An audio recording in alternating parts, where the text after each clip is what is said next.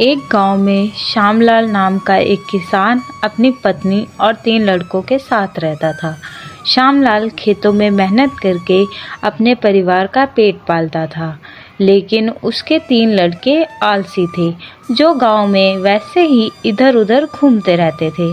एक दिन श्यामलाल ने अपनी पत्नी से कहा, अरे चंदा, मुझे तो इस बात की चिंता लगी रहती है कि अभी तो मैं खेतों में काम कर रहा हूँ, लेकिन मेरे बाद इन लड़कों का क्या होगा। इन्होंने तो कभी मेहनत भी नहीं करी है, ये तो कभी खेतों में भी नहीं गए हैं।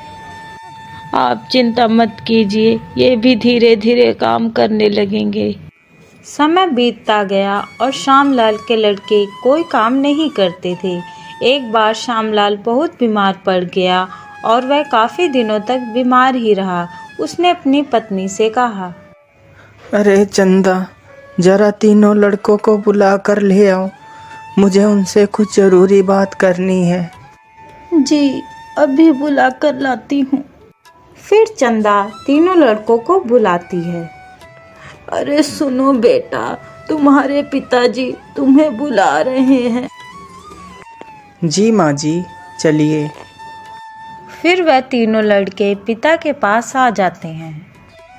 जी पिताजी, आपने हमें बुलाया, बोलिए क्या बात है।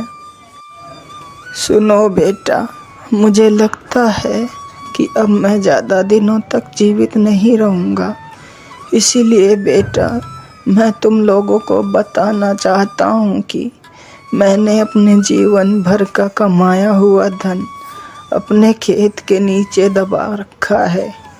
मेरे बाद तुम उसमें से खजाना निकाल कर आपस में बांट लेना। श्यामलाल की यह बात सुनकर तीनों लड़के खुश हो गए। कुछ समय बाद श्यामलाल की मृत्यु हो गई। श्यामलाल की मृत्यु के कुछ दिनों बाद उसके लड़के खेत में दबा खजाना निकालने गए।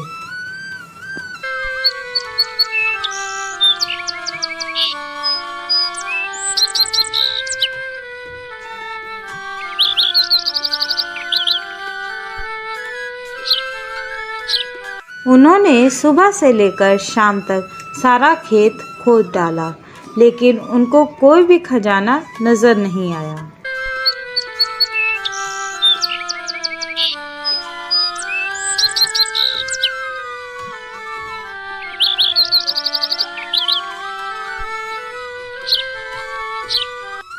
लड़के घर आकर माँ से बोलते हैं, माँ, पिताजी ने हमसे झूठ बोला था, उस खेत में हमें कोई खजाना नहीं मिला। तुम्हारे पिताजी ने जीवन में यही घर और खेत ही कमाया है, लेकिन अब तुमने खेत खोद ही दिया है तो उसमें बीज भी बो दो। ठीक है माँ जी, जैसा आप सही समझें। लड़कों ने माँ के कहे अनुसार खेत में बीज बो दिए और खेत की देखरेख करते रहे।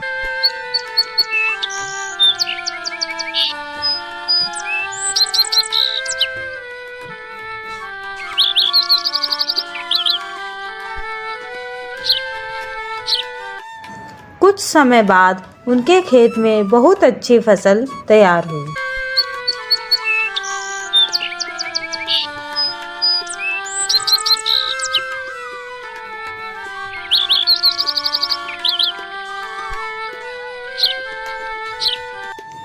फिर वह उस फसल को काटकर बाजार बेचने गए। फसल बेचकर उन्हें बहुत अच्छा मुनाफा हुआ, जिसे लेकर वह अपनी माँ के पास पहुँचे। ये लो माँ, ये पैसा हमने फसल बेचकर कमाया है। लड़कों की यह बात सुनकर चंदा बहुत खुश हो जाती है और कहती है, तुम्हारी मेहनत ही असली खजाना है, यही तुम्हारे पिताजी तुम्हें समझाना चाहते थे। इस कहानी से हमें यह शिक्षा मिलती है कि हमें आलस त्याग कर मेहनत करना चाहिए। मेहनत ही इंसान की असली दौलत है।